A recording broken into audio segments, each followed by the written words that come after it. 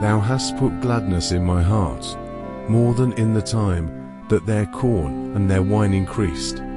Psalms chapter 4 verse 7. In this verse, David expresses a deep sense of joy that surpasses the material prosperity of others.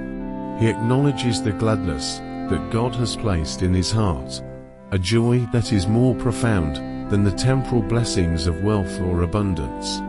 This verse highlights the contrast between the fleeting pleasures of material gain and the lasting joy that comes from a relationship with God. Thou hast put gladness in my heart. David begins by recognizing that true joy comes from God alone. The gladness in his heart is not something he can create by his own efforts. It is a gift from the Lord.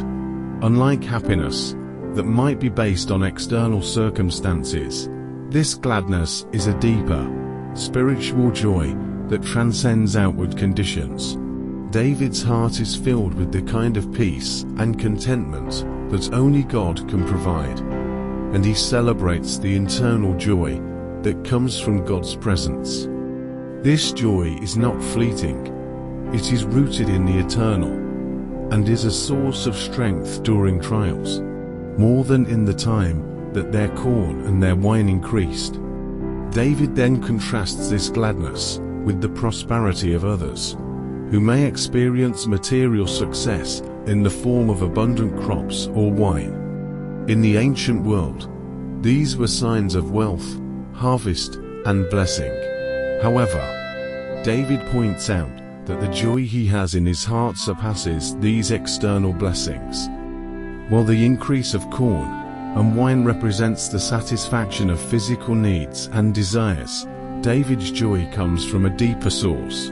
It is a joy that cannot be measured by material wealth or worldly success.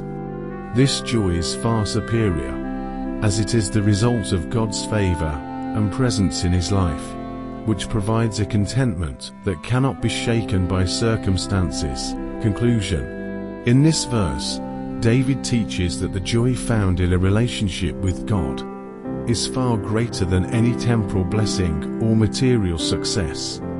The increase of corn and wine symbolizes worldly prosperity, but David's gladness transcends these things.